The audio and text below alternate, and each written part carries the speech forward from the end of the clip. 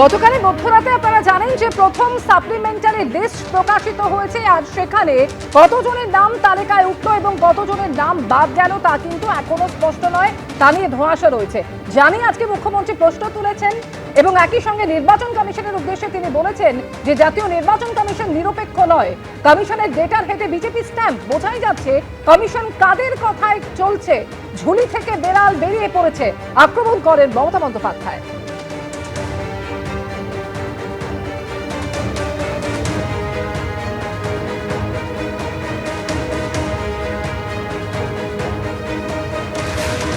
গতকালই মধ্যরাতে প্রথম সাপ্লিমেন্টারি লিস্ট প্রকাশিত হয়েছে, জানি আজকে কমিশনকে নিশানা করলেন মুখ্যমন্ত্রী।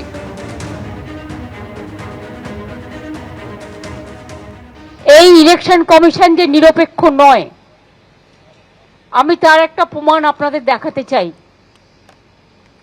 ইলেকশন কমিশনের নোটিফিকেশনে বিজেপির ভোটের চিহ্ন সিম্বল নিশ্চয়ই আপনারা দেখতে পাচ্ছেন। এই দেখুন বিজেপির সিম্বল।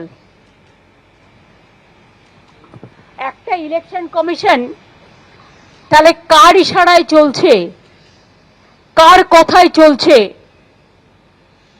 নন্দীগ্রামের বিডিও চলে আসছে ভবানীপুরে, কারণ গদ্দারের নিজের লোক বলে ৭৩ জন রিটার্নিং অফিসারকে কালকে চেঞ্জ করা হয়েছে।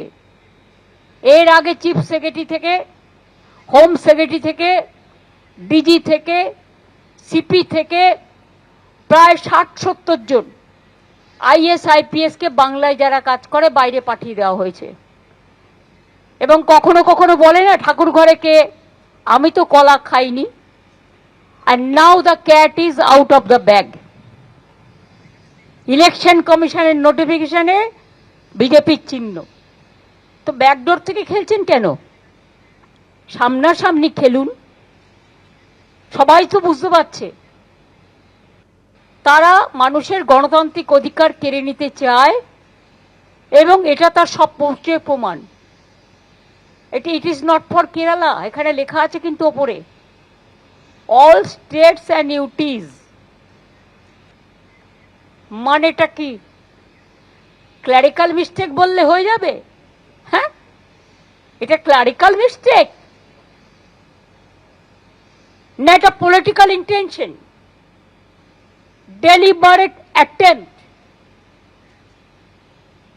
and cat is out of the bag.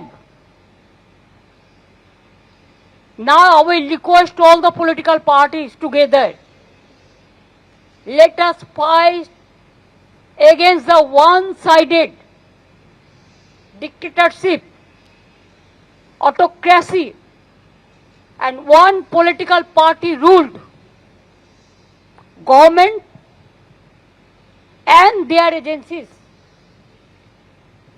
to take strong action to protest